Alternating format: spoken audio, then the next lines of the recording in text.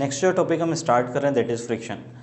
देखो अभी तक हमें लगता था कि फ्रिक्शन क्या होता है, एक ऐसा फोर्स है जो मोशन का अपोज करता है, जबकि ये बात गलत है। फ्रिक्शन एक ऐसा फोर्स है जो रिलेटिव मोशन को अपोज करता है। देखो सबसे पहले इसकी डेफिनेशन समझ लेते हैं। The force which act when there is relative motion between the two bodies in contact. जब दो बॉडीज एक दूसरे के कॉन्टैक्ट में हों और दोनों एक दूसरे के रिलेटिवली कुछ मोशन करना चाहती हों, तब उनकी कॉन्टैक्ट सरफेस के बीच में जो अपोजिंग फोर्स लगता है that opposing force is known as friction force. जैसे मान लो यहाँ पर एक कोई बॉडी है, ये कोई दूसरी बॉडी है, ये इस डायरेक्शन में मूव करना चाहती है, ठीक है। तो ये तो स्टैटिक सरफेस है, ये तो अपनी जगह पे रहेगी। ये जो दूसरी बॉडी है ये फॉरवर्ड डायरेक्शन में मूव करने की कोशिश कर रही है। तो इन दोनों की ये जो कॉन्टैक्ट सरफेस है इसमें एक अपोजिंग फोर्स लगने लगेगा। अच्छा, अगर ये फॉरवर्ड मूव करना चाहती है तो अपोजिंग फोर्स बैकवर्ड डायरेक्शन में लगेगा, ठीक है। तो ये अपोजिंग फोर्स कहलाएगा फ्रिक्शन। अब जैसे कोई पर्सन है,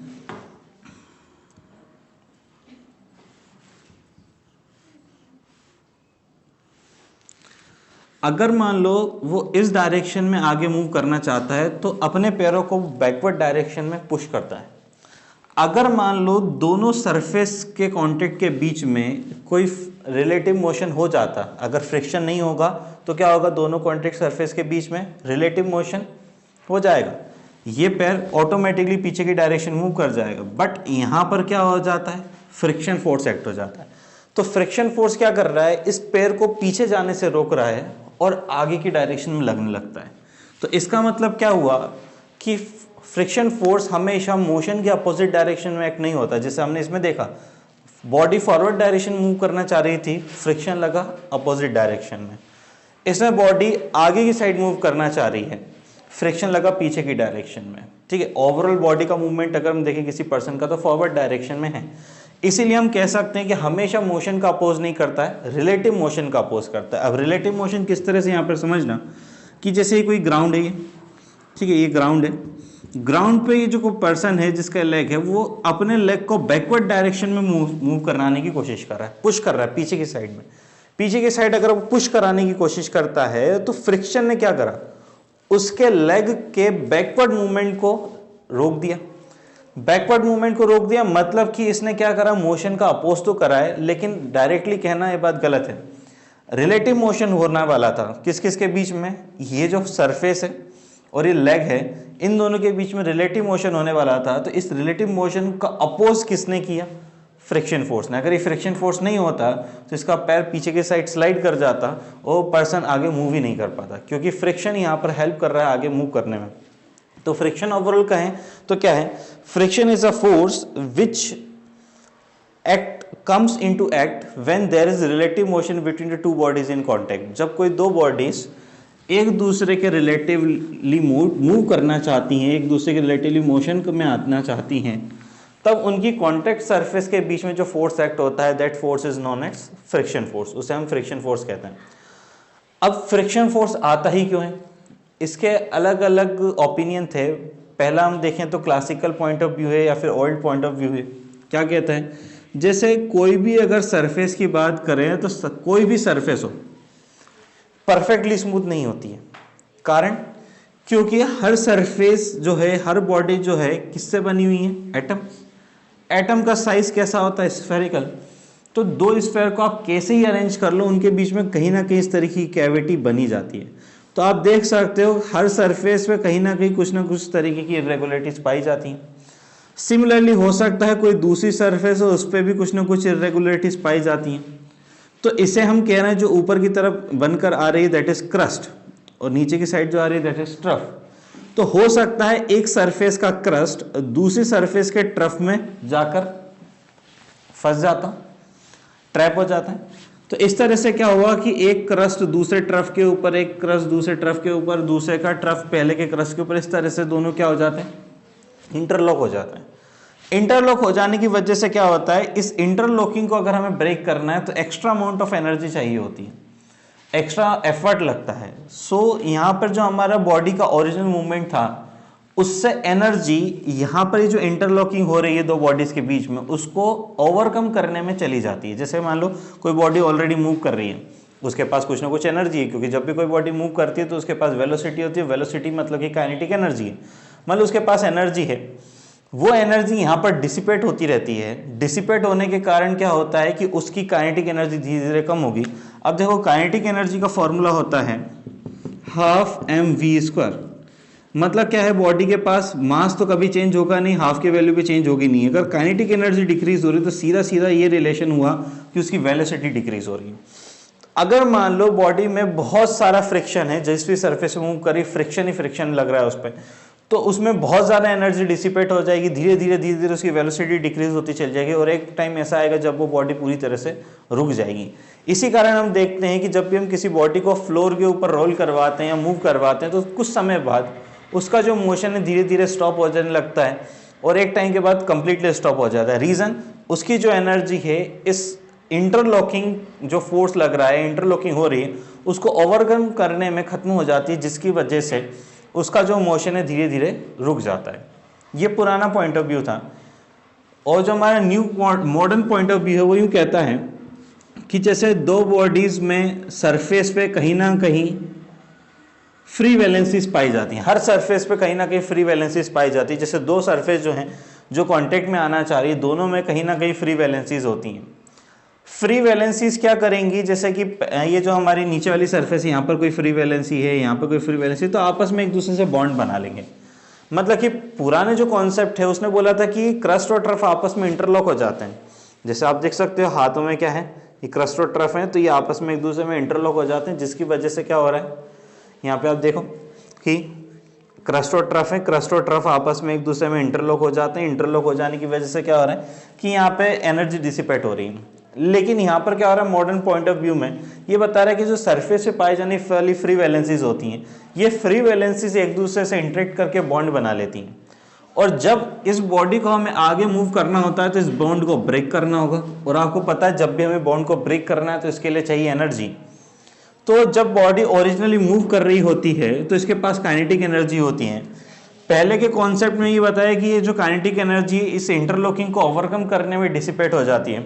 मॉडर्न पॉइंट ऑफ व्यू ने बताया कि ये जो काइनेटिक एनर्जी है, ये दो बॉडीज में जो फ्री वैलेंसीज पाई जाती है उनकी इंटरलॉकिंग हो जाती है या बॉन्ड बन जाते हैं। इस बॉन्ड को ब्रेक करने के लिए हमें एनर्जी चाहिए होती है और ये एनर्जी ही कहलाती है, ये जो एनर्जी हमारी इसके अंदर लग रही है वही फ्रिक्शन की तरह वर्क करने लगती है। मतलब कि देखो एनर्जी डिसिपेट हो रही है तो कहीं ना कहीं फोर्स लग रहा होगा।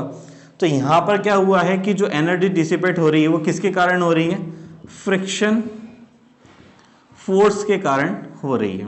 ठीक है, तो मॉडर्न पॉइंट ऑफ व्यू ने बताया कि दो सरफेस पे फ्री वैलेंसी और फ्री वैलेंसीज के बीच में बॉन्ड बन जाते हैं, जिसकी वजह से यहाँ पर जो फोर्स है वो डिसिपेटिव हो जाता है, खत्म होने लगता है, that is called friction force. Clear हो गई बात। तो इस तरह से दो पॉइंट ऑफ व्यू में समझ में आ गए। नेक्स्ट क्लासिफिकेशन हम करते हैं फ्रिक्शन का, किस तरह से क्लासीफाई किया गया है। तो दो तरीके से क्लासिफिकेशन है फ्रिक्शन का। पहला है हमारा मॉडर्न पॉइंट ऑफ व्यू है, सॉरी क्लासिफिकेशन देख रहे हैं हम। तो फ्रिक्शन जो है दो तरीके से क्लासीफाई किया गया है, एक तो एक्सटर्नल फ्रिक्शन होता है और एक इंटरनल फ्रिक्शन होता है। एक्सटर्नल फ्रिक्शन कब कहेंगे, जैसे जब दो बॉडीज कांटेक्ट में हों और दोनों की कांटेक्ट सरफेस के बीच में जब फ्रिक्शन आता है, जैसे ये एक बॉडी है सॉलिड बॉडी मान लो, ये दूसरी बॉडी हो गई, कुछ सरफेस पे इरेगुलरिटीज है जिससे इनकी कांटेक्ट सरफेस के बीच में एक फ्रिक्शन फोर्स क्रिएट हो रहा है, that friction force is known as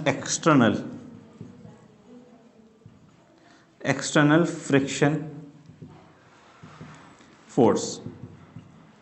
मतलब कि बाहर से लग रहा है, दो बॉडीज के कांटेक्ट के बीच में लग रहा है, इंटरनली कुछ मैटर नहीं है। मतलब इस बॉडी के इंटरनली इसका कोई रोल ही नहीं, इस बॉडी के अंदर कोई इसका रोल ही नहीं, केवल कहां पर लग रहा है, सरफेस पर लग रहा है, दो बॉडीज की कांटेक्ट सरफेस के बीच में लग रहा है, therefore it is known as external friction force.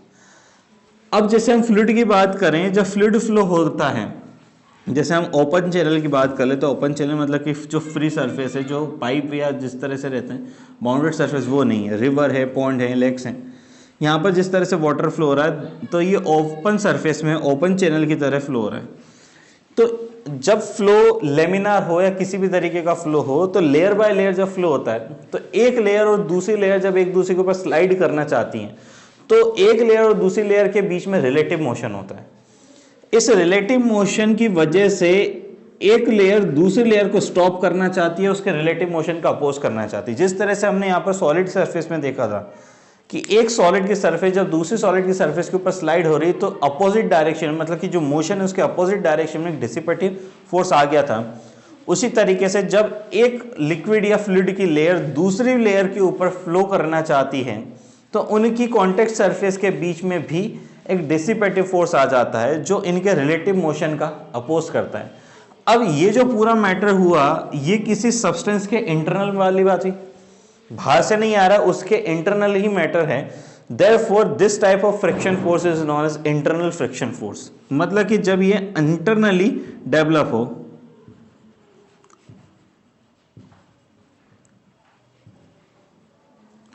Internal friction force क्या हुआ कि जब बॉडी में इंटरनल ही, बॉडी के अंदर ही जब फ्रिक्शन फोर्स डेवलप होता है that is called as internal friction force. सबसे अच्छा एग्जांपल है इसका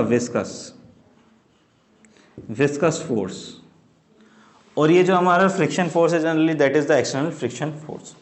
तो दो टाइप से हमने क्लासिफाई किया फ्रिक्शन को, एक तो एक्सटर्नल और एक इंटरनल। इंटरनल अभी सिलेबस में इस चैप्टर में नहीं है, वो हम पढ़ेंगे फ्लूइड के अंदर।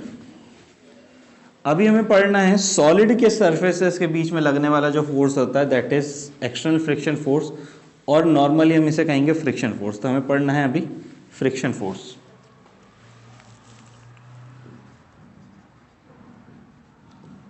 तो डेफिनेशन लिखना चाहे लिख सकते हैं फ्रिक्शन फोर्स की, when there is relative motion between the two surfaces in contact, when there is relative motion between the two surfaces in contact, then the force which oppose the motion of body is called friction force। उसे हम क्या कहते हैं? Friction force कहते हैं। अब friction force हम देखें एक तरीके से और क्लासीफाई किया इसके नेचर के बेसिस पे। तो एक होता है हमारा static friction force, static friction force. दूसरा है लिमिटिंग फ्रिक्शन फोर्स।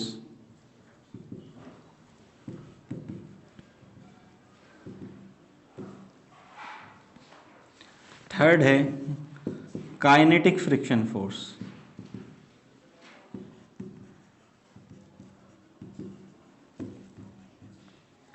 एक एक करके समझ लेते हैं। स्टैटिक फ्रिक्शन फोर्स क्या होता है? जब दो बॉडीज रेस्ट पर हों, जैसे ये तो हमारा सरफेस है, सरफेस रेस्ट पर है, किसी सरफेस पे कोई बॉडी मूव करने की कोशिश कर रही है, अभी मूव नहीं हो रही, जैसे हम इस पर क्या लगा रहे हैं, एक ऐसा मूव फोर्स लगा रहे हैं जो इसको मूव करने की कोशिश करवा रहा हूँ। वो फोर्स के कारण क्या होगा, इन दोनों की जो सरफेस कांटेक्ट में है यहाँ पर अपोजिट डायरेक्शन में एक रिटार्डिंग फोर्स या अपोजिंग फोर्स क्रिएट हो जाता है। That opposing force is known as friction force. अब होता क्या एक्चुअली, मैंने आपको इस चैप्टर के शुरुआत में बताया था कि दो टाइप से हमें फोर्स को पढ़ना है, एक बैलेंस फोर्स और एक अनबैलेंस फोर्स है। एक तो बैलेंस फोर्स है, एक है अनबैलेंस्ड फोर्स। बैलेंस फोर्स की वजह से there is no change in state, no change in state. State में चेंज नहीं होता। स्टेट में चेंज का मतलब क्या हुआ कि उसकी जो स्टेट है वही रहेगी, उसमें कोई चेंजेस नहीं आएंगे। जैसे रेस्ट पे है तो रेस्ट पे रहेगी, मोशन पे है तो मोशन में रहेगी। अनबैलेंस फोर्स क्या करता है, चेंज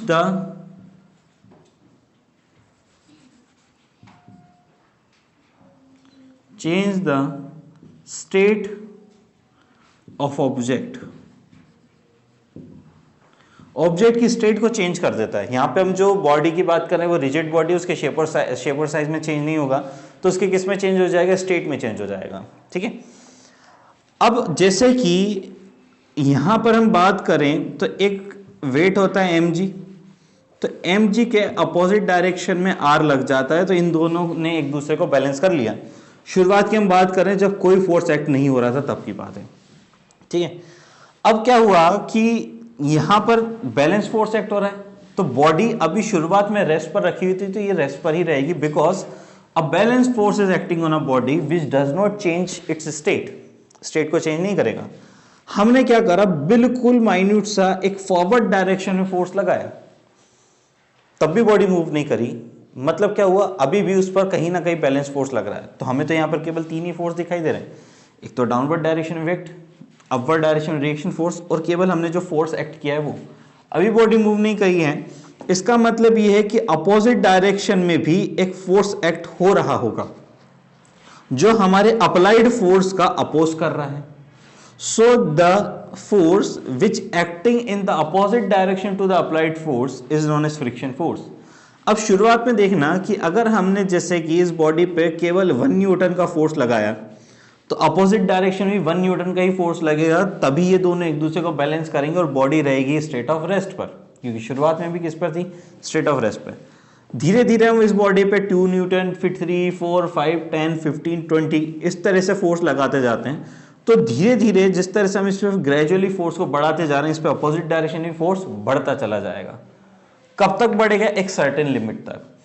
तो अभी हम देखते हैं कि ऐसा समय या वो फोर्स या वो फ्रिक्शन फोर्स जिस समय बॉडी स्टेट ऑफ रेस्ट पर ही है, जैसे कि दो बॉडीज कांटेक्ट में है, तो उनकी कांटेक्ट सरफेस के बीच में लगने वाला वो फ्रिक्शन फोर्स जिसकी वजह से बॉडी स्टेट ऑफ रेस्ट पर है, तो रेस्ट पर ही रहेगी। मोशन की बात हम कर ही नहीं रहे, शुरुआत में बॉडी स्टेट ऑफ रेस्ट पे थी तो स्टेट ऑफ रेस्ट पर ही रहेगी।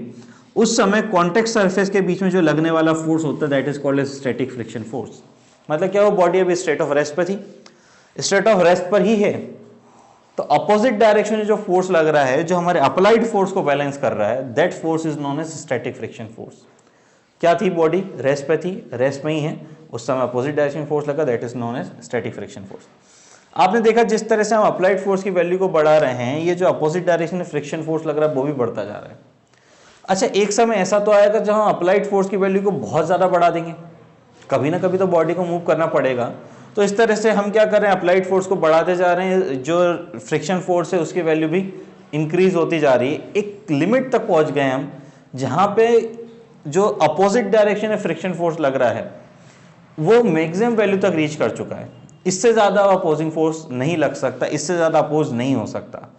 So the maximum value static friction force, किसकी, स्टैटिक फ्रिक्शन फोर्स की मैक्सिमम वैल्यू को, जिसके बाद अगर हम थोड़ा सा भी अप्लाइड फोर्स बढ़ा दे तो बॉडी जस्ट मूव करना स्टार्ट कर देगी, that value is known as limiting friction force. So what is the value of limiting friction force, the maximum value of static friction force after that body begins to move. अगर हम उसके beyond अगर force को बढ़ाते हैं तो body क्या करना स्टार्ट कर देगी, मूव करना स्टार्ट कर देगी।